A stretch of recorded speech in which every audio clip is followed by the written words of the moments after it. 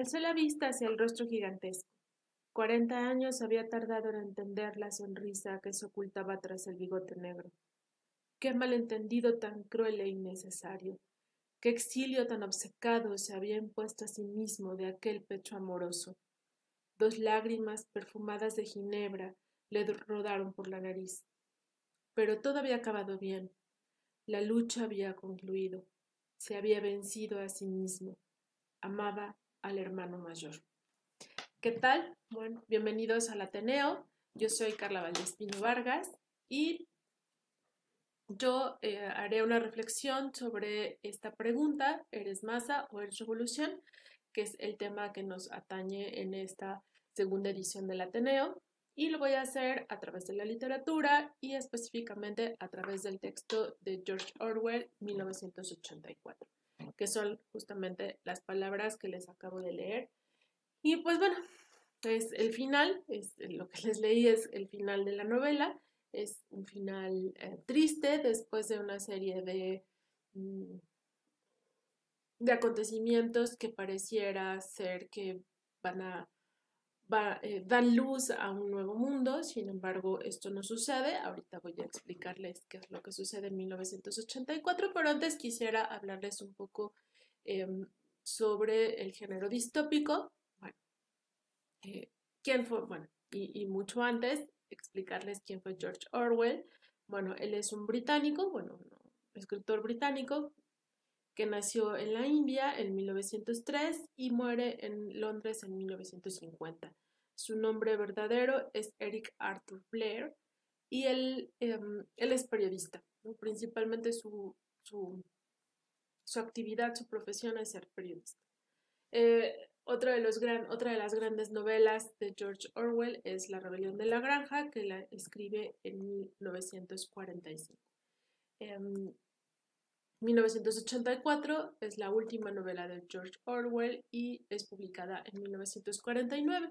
Es como importante tener en cuenta esta fecha, y bueno, no tanto el año, sino la época, puesto que apenas han pasado 5 años de que terminó la Segunda Guerra Mundial y pues lo que gran parte de la reflexión de 1984 es justamente cómo es que se van formando los estados totalitarios y también una reflexión a cómo una serie de individuos, una serie de ciudadanos están a favor de estos estados totalitarios, ¿no? Y trata de explicar cómo es posible que esto suceda.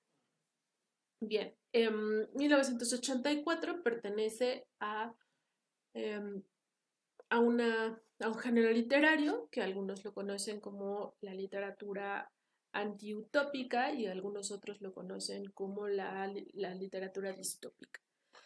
Bien, hay otra serie de novelas que también pertenecen a este tipo de literatura. Vamos a encontrar La misma Rebelión de la Granja, otro texto, Un Mundo Feliz, que yo creo que muchos de nosotros hemos escuchado de esta novela o incluso ya la leímos.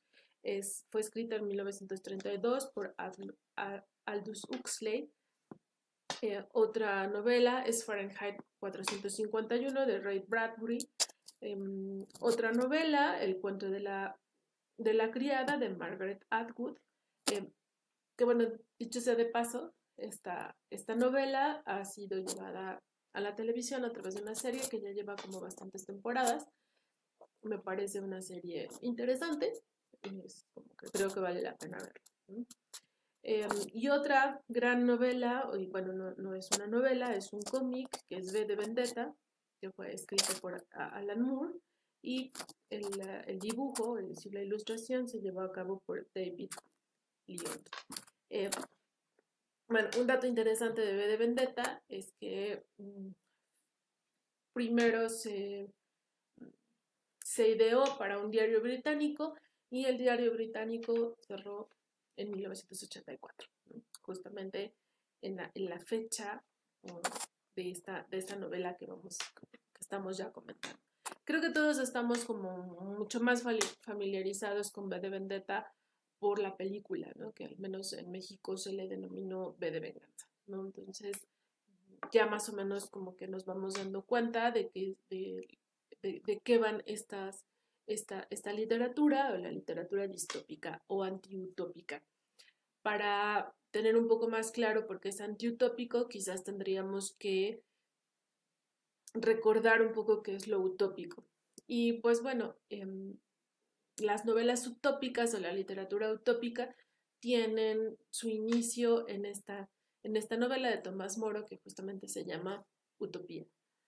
Eh, el, lo que plantea este tipo de literatura no es otra cosa más que un mundo futuro, un mundo presente donde el Estado, esta institución, es un Estado ideal donde los seres humanos son más, bueno, es un Estado justo, es un Estado esperanzador, es un Estado y es un mundo donde todo es equilibrio, ¿no?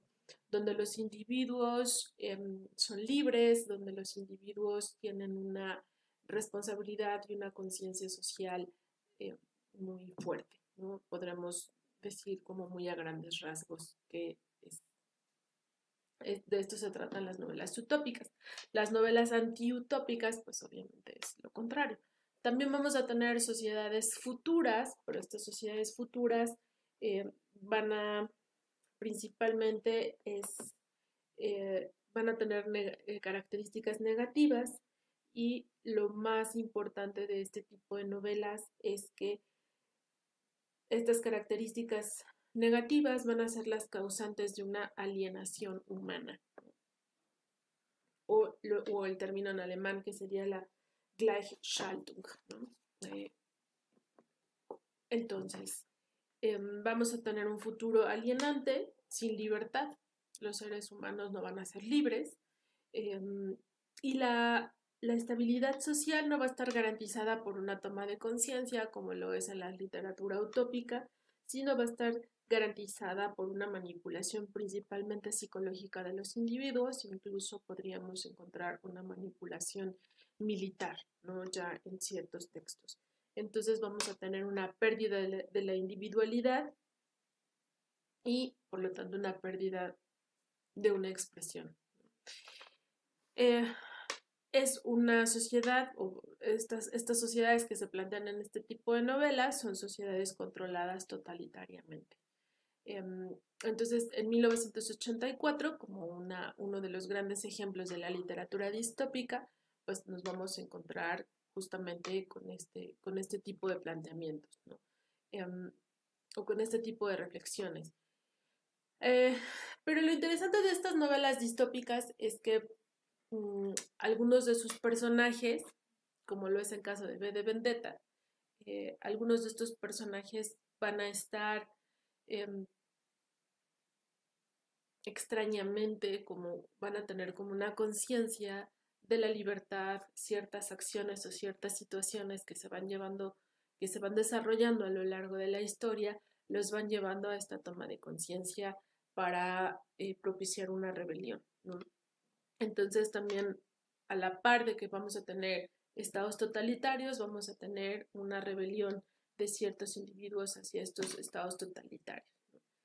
Y estos estados totalitarios que van a controlar gran parte de los aspectos de la vida social y de la vida individual, ¿no? Incluso la vida individual, que es el caso de 1984.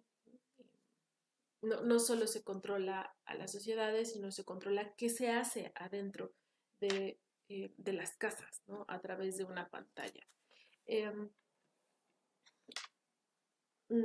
A mí también lo que me parece como muy interesante que tendríamos que rescatar de 1984 es el poder de la palabra y el poder de los libros, ¿no? El poder de la palabra escrita, que eso es como eh, muy fuerte, ¿no? En este texto, el poder del lenguaje, porque también en 1984 se plantea la creación de una nueva lengua y nosotros sabemos que al momento de crear una nueva lengua, por lo tanto se va a crear una nueva forma de pensamiento y se va a crear una nueva manera de mirar el mundo, ¿no? Yo creo que en 1984 gran parte de lo que el gran hermano desea o el hermano mayor desea es justamente quitar todo el lenguaje, ¿no? El viejo lenguaje. Entonces vamos a tener aquí la importancia de la palabra, la importancia de los libros, y de repente nos damos cuenta cómo nosotros, los seres humanos, nos hemos olvidado de cómo escribir, de cómo expresarnos, ¿no? Porque eso es justo lo que le sucede al protagonista. Se olvida de cómo escribir, de cómo expresar las palabras, y nos vamos dando cuenta que las palabras van resbalando poco a poco por una coladera y las ideas terminan sepultadas y las hojas terminan en blanco, que es, insisto, lo que le va sucediendo al protagonista, que es Wilson Smith. Lo interesante es que el protagonista de 1984 trabaja en el Ministerio de la Verdad, y lo que él se encarga es de recrear la realidad, que también de alguna manera esto sucede en V de Vendetta, ¿no? Se va recreando la realidad, se van tapando las noticias, se va reescribiendo la propia historia del pueblo para que pueda ser más manipulable y para que la gente pueda estar incluso como más tranquila, eh, más tranquila.